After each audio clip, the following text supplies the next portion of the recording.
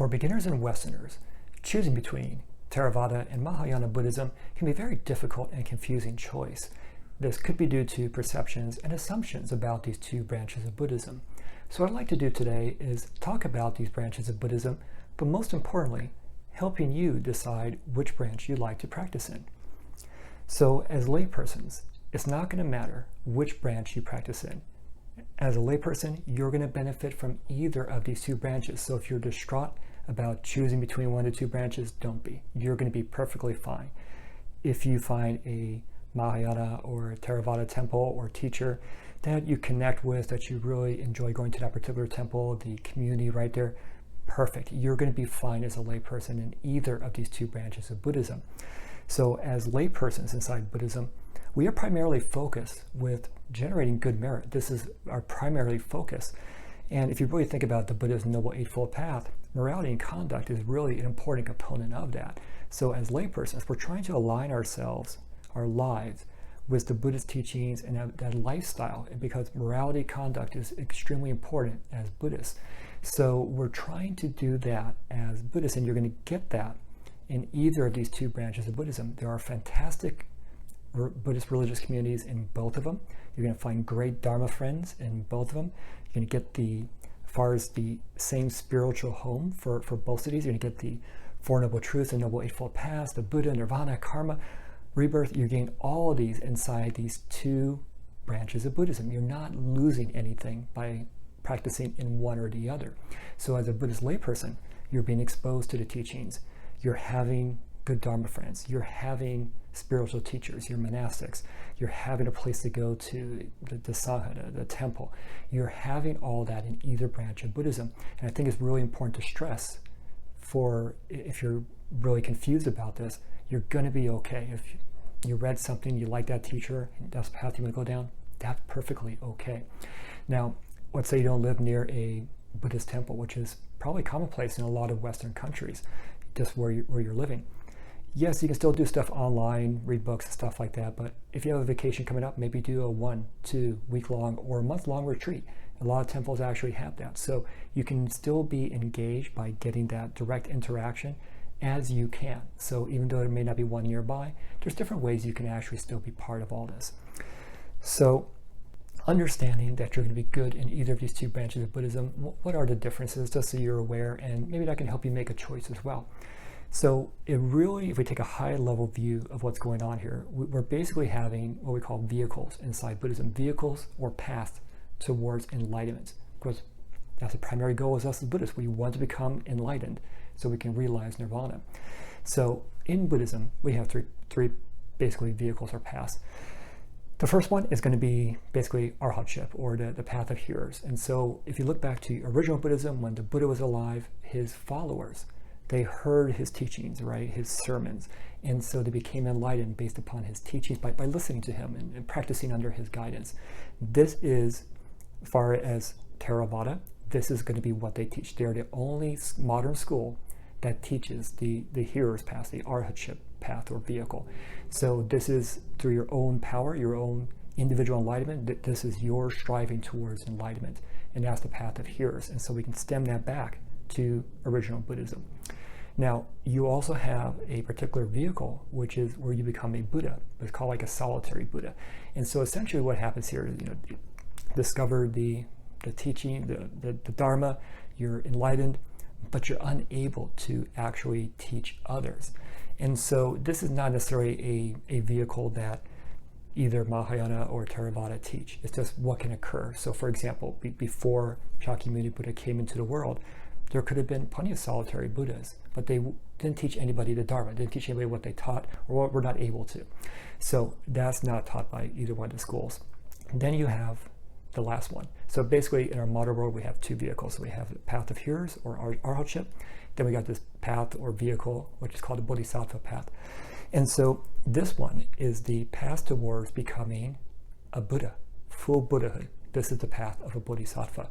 So this can also be looked at historically with original Buddhism. So in the Buddha's past lives, he was an unenlightened Bodhisattva numerous times until he became a Buddha in our current era. So this path, the Bodhisattva path, is the Mahayana path, if you want to think about it that way, is to become a Bodhisattva so you become a Buddha eventually. Now, between these two, the Arhatship path you saw with original Buddhism, they were able to achieve enlightenment in their own lifetime, but they were under the guidance of a Buddha. So you look at the Bodhisattva path, it could be maybe 1, 2, 3 or more eons until you become a Buddha. So for a lot of Westerners, you look at it like, no thank you, I'd like to become an enlightened being right now, today if possible, right?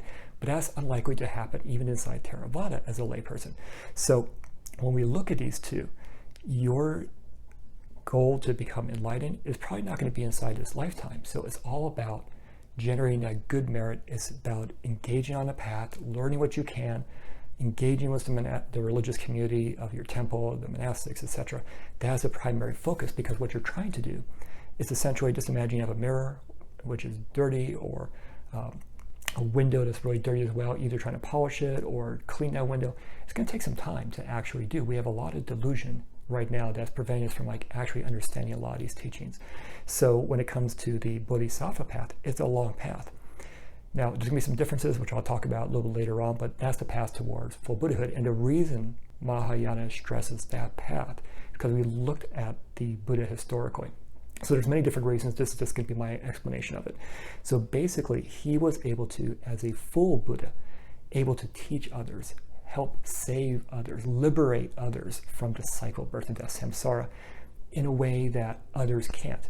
So inside Theravada with Arhatship, they do not see a Buddha any different than an Arhat as far as their capacity. So I'm being very, very general here. I'm not going to get very nuanced, but in general, they're both human beings. They're both enlightened beings. They're both escaping samsara, the whole 10 yards, right? Whereas inside Mahayana, it's realized, no, you have to become a full Buddha. They have what's called super mundane. I'm going to talk about that later on in this video. But basically, they have the capacity, the realization that's beyond even what an Arhat has, to be able to help sentient beings in many different ways that an Arhat cannot actually do. So the goal is just become an Arhat. And you also see on this path, there's Bodhisattvas as well. So as a Bodhisattva, an enlightened Bodhisattva, but even enlightened Bodhisattvas, they can help people as well in many different ways. So it's not saying that one of these two paths is better than the other. They both lead towards enlightenment, which is the goal here in Nirvana. But it's just different ways of their intention and the path that they want to take. Now, inside Theravada, inside Mahayana, both have compassion and loving kindness. You're not going to be missing that in either of these two branches. So not saying Theravada is selfish or it does not loving or doesn't care about other people. Absolutely not. You have compassion and loving kindness in both of these branches of Buddhism. So you're going to find that there. It's just in the Mahayana one, their aspiration, their bodhicitta, light of mind, their desire, their vow is to save all sentient beings, which is why they're going down the Bodhisattva path to become a Buddha. Whereas on the Arhatship path, Theravada, is to become an Arhat, become enlightened, so you can escape the cycle of birth and death. Think of like a burning house. Get out of a house, save yourself, right? So this is what they're trying to show inside Theravada. Here's the teachings, here's how to get out that door to freedom, to liberation. And inside Mahayana, it's like, okay, but we want to show people how to actually put out that fire. The way I kind of give this example of the two, you have a war, a battle going on, right? And you have the Buddha that came on the scene, and he was like a doctor or a medic. And so he was doing battlefield surgery. He's trying to save as many people as he can. We can very much look at that as the Arhatship path. Now, Mahayana is like, you know what? We need other doctors out there to help all these injured people. Because remember, inside Buddhism, we're all considered sick patients. We're all sick with dukkha, suffering, unsatisfactoriness, all these different terminology for dukkha in our lives, because we just don't realize what's actually going on. And so we need other physicians, which are going to be Buddhas. And so that's really the path with Mahayana and the Bodhisattva path. So when we look at our modern world right now, we have essentially two branches of Buddhism. You got Theravada, but that's specifically called South Asian Buddhism. So in Southern Buddhism, where you have like Thailand, Sri Lanka, Burma, etc., that's going to be Theravada Buddhism. Then you're going to have everything else And so Theravada is only one school. And then everything else, all these other schools and parts of Buddhism are all going to be Mahayana. So only one school teaches the Arhatship path right now. All other schools are going to teach the Bodhisattva path. So you have East Asian Buddhism, that's where China, Korea, Japan, Vietnam, for example, they are all going to be East Asian Buddhism. And their scriptural canon is called the Chinese canon. Inside Theravada, it's called the Pali canon. Then you also have inside Central Asia, Central Asian Buddhism is going to be the Tibetan canon. And so Tibetan canon and the Chinese canon, they both have Mahayana sutras inside there. But one difference is going to be with the Pali canon and the Chinese canon, they both have doctrinally the same sermons of the Buddha. So when you're looking at like what the Buddha said in original Buddhism, it is in the same inside Mahayana, the Chinese canon, and also inside the Pali canon. So that's something really important to know. You're not going to lose anything between these two major branches of Buddhism. So that's really basically the breakup. It's going to be geographically based, and then it follows whether you're going down this Bodhisattva vehicle path or on the Arhatship path. But as a layperson, again, you're going to be fine in either one. You're going to be fine in either one. But in the Mahayana view of things, laypersons, not just monastics, can be on this Bodhisattva path. So we're all unenlightened Bodhisattvas striving towards Buddhahood throughout countless eons, countless existences. So you can absolutely be one as a layperson. So when we're talking about these vehicles, these paths, and I talked about the scriptural canons, we are talking about something a little bit more detailed here, basically the word of the Buddha. And so the word of the Buddha, when we talk about this in the Buddhist religion, is basically how you get towards enlightenment. How do you become an enlightened being? How do you realize nirvana? Well, the word of the Buddha, because the Buddha's dharma, his teachings, are what leads us towards enlightenment and nirvana. So when you look at the breakdown on this, inside Theravada, what the Pali canon has, as far as his sermons, are going to be the word of the Buddha. That's going to be how you realize enlightenment and realize nirvana. Whereas inside, quote unquote, Mahayana, and we talk about East Asian Buddhism and Central Asian Buddhism, this is going to be not just the words of the historical Buddha, Shakyamuni Buddha, but any Buddha and any Bodhisattva and any enlightened being, as long as it conforms to basically the path, the teachings of the Buddha that leads you towards enlightenment. So basically the Bodhisattva path towards full Buddhahood. So it's a very much more progressive approach when it comes to Mahayana compared to more conservative, if you will, inside Theravada. But if you look at the vehicles, there's a reason why. So inside Theravada, it's the hearers, right? So they're just following the words of the historical Buddha, Shakyamuni Buddha. Whereas inside Mahayana, the goal is to become a Buddha. So you're really looking, kind of going to like college. You got different professors, different teachers there, right? So you definitely got the Buddha.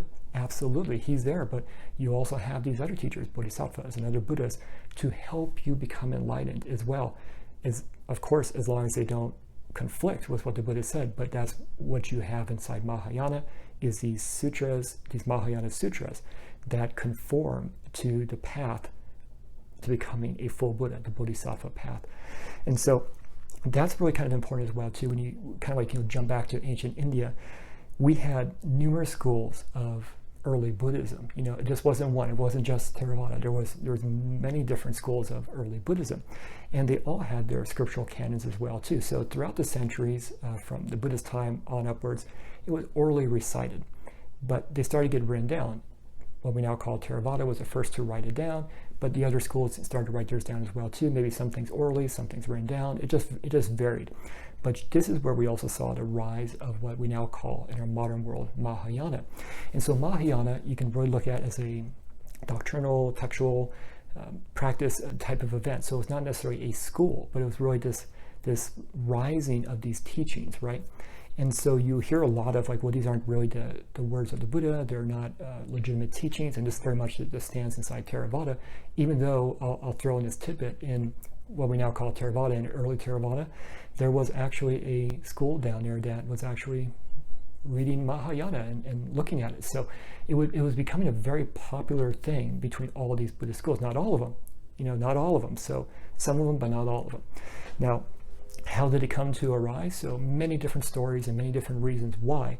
And when you look at Buddhist history, we don't have all the answers. Even when it comes to the sermons of the Buddha in the Pali Canon and the Chinese Canon, we don't know if that's actually the words of the Buddha. And they're probably not exactly the words of the Buddha, but they are probably very close.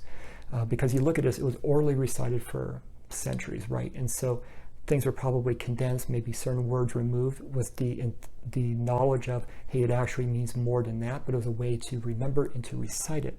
And this is not just something I'm saying, this is what scholars are saying as well too. You have to really understand the context of these particular sermons, but we don't have a written down scriptural canon from the Buddha's time. That doesn't exist. So we just kind of look at early Buddhism. So did they align? Yeah, absolutely. When we look at these Mahayana Sutras, we go, okay, wait a minute. They were written later on, obviously centuries after the Buddha's death. Well, the different reasons why they came into being then. Some were saying, well, they were discovered. They were hidden, now they were discovered. They were either revealed to enlightened beings, maybe some Buddhist Bodhisattvas told other people, all of these different reasons why. And again, we're not going to have the answers to this because those people are gone, the early monastics from that particular time. We don't have a lot of the written records because all those schools in ancient India are gone. The only one that survived was what we now call Theravada inside Sri Lanka, which spread. But all those schools in mainland ancient India, that's even spread up to Afghanistan and Pakistan, they're all gone. A lot of their sutras and scriptures and teachings went to China and also to Tibet, and this is where we see the Mahayana come in. So these schools, these specifically monastics, started writing down what they've been reciting orally, which are essentially the Mahayana Sutras. Now, whether they were created by the monastics or whether they were revealed or whatever, is going to be a faith-driven context to that. If you talk to some scholars, you go, what you find inside these Mahayana Sutras really stem back to original Buddhism. They're not out of line with what's actually going there. So whether they were revealed or whether they were just created by these monastics, they were in response to the times. And so this is another part of like those hidden teachings now revealed.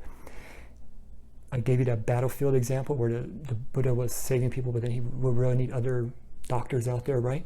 So that's what Mahayana is all about, is basically, okay, you know what, we need to train other bodhisattvas and hopefully Buddhas to help give these teachings, not just in our world, but all these different world systems. So in Mahayana cosmology, it's just not Earth. There's many different worlds out there. And scientifically, you have astronomers going, yeah, there's probably like 1 billion Earth-like, not even, habitable, but just for talking about Earth-like planets all throughout, the galaxy and universe. Who knows, right? So we're not limited just to Earth. So inside Buddhist cosmology, when it comes to Mahayana, it's much more diverse. But the goal is we want to help other people, but this was the right time. So in early Buddhism and ancient India, it became the right time to reveal those teachings. Now, whether they were revealed, if you believe that, or if you believe that they were created by the monastics in response to their conditions around them to help explain Buddhism in another way, specifically this Bodhisattva path, is up to you. But if you really look about the vehicles again, I think that tells you all you need to know. You got the Arhatship path, and so that's done. And you have those sermons, you're good to go. The Mahayana path, the Bodhisattva path towards full Buddhahood, that is defined by those Mahayana Sutras. It's giving you Buddhism that you have explained in a way that helps you towards enlightenment as an enlightened Bodhisattva, hopefully, but especially to a full Buddha, and that was the goal. So this word of the Buddha, as it relates to what we saw spring up from ancient India, wasn't just like created out of nothing. It could have actually stemmed back even to original Buddhism. It was just orally recited. It was just never written down. It was just orally recited for a long time or discussed between monastics.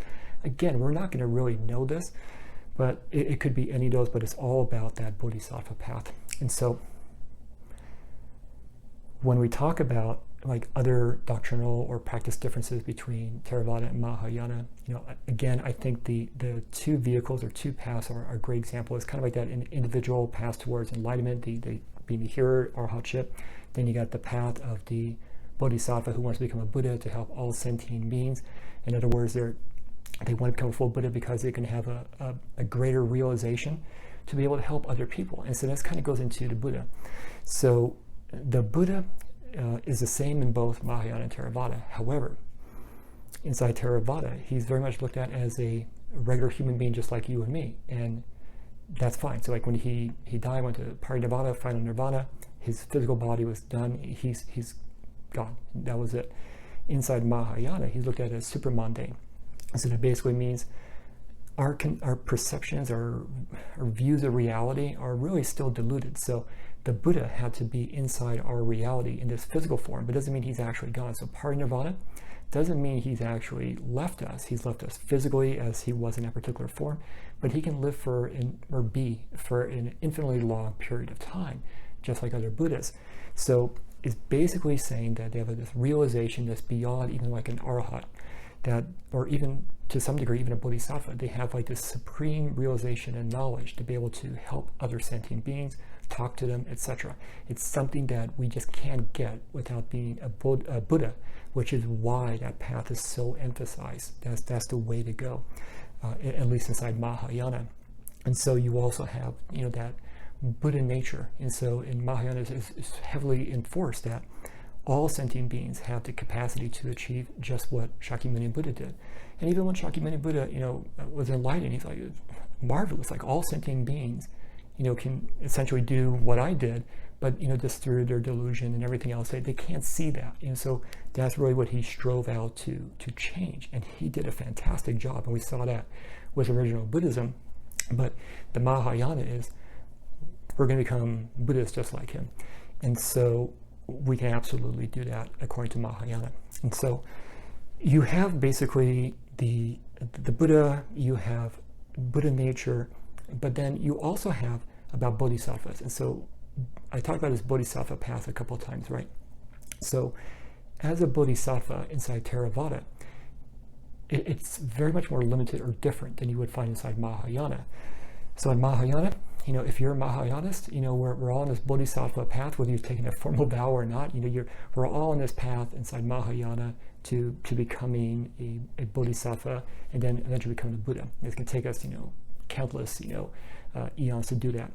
Whereas inside Theravada, becoming a Bodhisattva means that you're an unenlightened Bodhisattva. You're never enlightened. You're an unenlightened Bodhisattva generally. So basically, if we look at the Buddha's past lives, he was an unenlightened Bodhisattva numerous times until he accumulated into this particular era at the Buddha of our era. So it kind of goes back even to the Buddha. To become a Buddha in the Theravada, you have to be given sort of like a confirmation or a prediction by a living Buddha that you're in front of, saying, yes, you're going to be a Buddha in a countless eons from now, you're going to become a Buddha. And that's what Shakyamuni Buddha had happened to him. So that's the way it's looked at inside Theravada. Doesn't mean that someone can't become a Buddha, and even Bodhisattvas. There's certain teachers are revered as Bodhisattvas inside Theravada, but it's usually all reserved for like exceptional human beings, whereas inside Mahayana, everyone can become a Bodhisattva, and even different stages of enlightenment as a Bodhisattva, but you accumulate as a Buddha.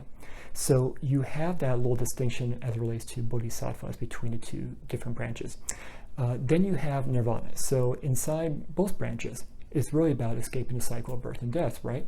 But as I mentioned about that reality, we have this view of reality, and especially of concepts like Nirvana and also samsara, the cycle of birth and death, as being kind of separate and being these actual things, right? Whereas in Mahayana, it gets a little bit more nuanced and a little bit more difficult to understand, but basically, these are just concepts or ideas. There's actually really no Nirvana or even samsara. These are all these concepts. And so there's something called non-abiding Nirvana. And I'm going very high level on this instead of like very detailed into it, but there's something called non-abiding Nirvana. So as a Bodhisattva and also as a Buddha. And so inside Mahayana, we even have like celestial Bodhisattvas, such as Kuan Yin. And so you have these Buddhas that can actually, and Bodhisattvas that can actually go back and forth between what we will label as Nirvana and samsara to help other sentient beings. So to give you kind of like a correlation here, inside Buddhism in general, you have what's called, going to the other shore, and the other shore is Nirvana. And so just imagine a stream, you're on this shore, the other shore is Nirvana. So that stream is you getting into the Buddhist path, essentially, if you will, and getting over to the other shore, like on a boat or walking across, or whatever you want to call it. But we're usually on this other shore. We don't even see Nirvana sometimes. We don't even see the stream sometimes. And so we're on this other shore.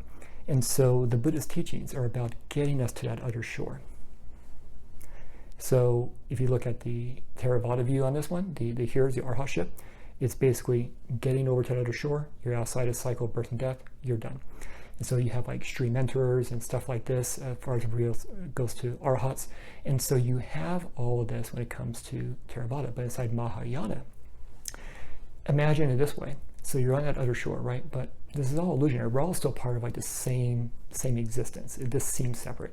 You can actually get on that boat or walk across anytime you want to, non-abiding nirvana, to help other sentient beings, or if you want to put it this way, to help other beings get across to the other shore.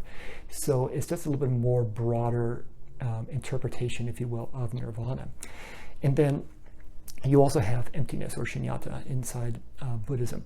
And so a little bit different between the schools as well. So basically inside Theravada is talking about essentially the non-self nature of the five aggregates, the things that make you you, or the false identity or false belief in a self. And so that's what we're talking about with emptiness there. That doesn't really exist. There is no real you that's permanent or unchanging. That does not exist.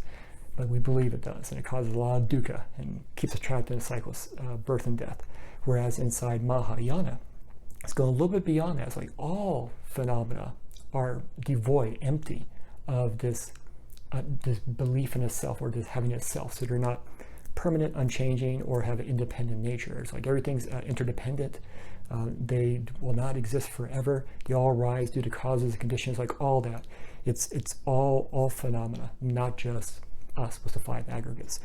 And so it's a hard concept to understand as well. It's not saying that, hey, emptiness, like you're devoid of something. It's saying that we're open to possibilities for everything. Like to us to even arise right now, we had to be in this empty state to arise.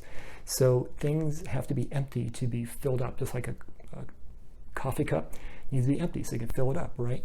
So emptiness is not a bad thing, but it's just different views between the two.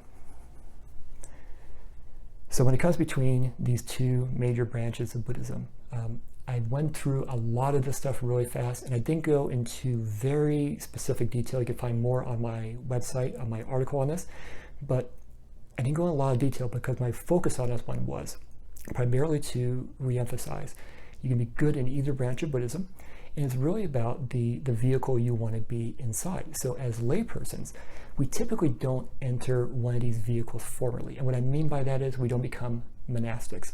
And so even inside Mahayana, which is, you can almost look at it as being a very layperson focused tradition, is very monastic driven. Even in ancient India, it was monastics. And so formally entering these vehicles is really becoming a monastic. So inside Theravada, it's not something that everyone becomes. Not everyone becomes a monastic inside Theravada. We have a lot of laypersons inside Theravada and inside Mahayana. And so inside Mahayana, a little bit more broader context to that yes, we can all be outside the Bodhisattva path as well too. But for a lot of Mahayanas, it can be very casual, just like it is inside Theravada as a layperson. So in other words, you go to temple, go to services, right? But you're not a monastic. You have not given up the householder layperson life. And so you're still benefiting in either of these branches, but you're on this Bodhisattva path also inside Mahayana. But just like inside Theravada, becoming a monastic inside Mahayana is also emphasized, because think about it this way. Would you rather have like one hand or two hands to help you reach enlightenment? Well, obviously two hands, and that's going to be what you look at as being a monastic in either one. Now, does that mean you as a layperson have to become a monastic? No, there's plenty for you to do as a layperson. I talk about this quite a bit. As a layperson, there's plenty to do in either of these two branches of Buddhism, and I hope you don't go, well, I'm just starting off in Buddhism, I need to become a monastic right away. Well, hang on.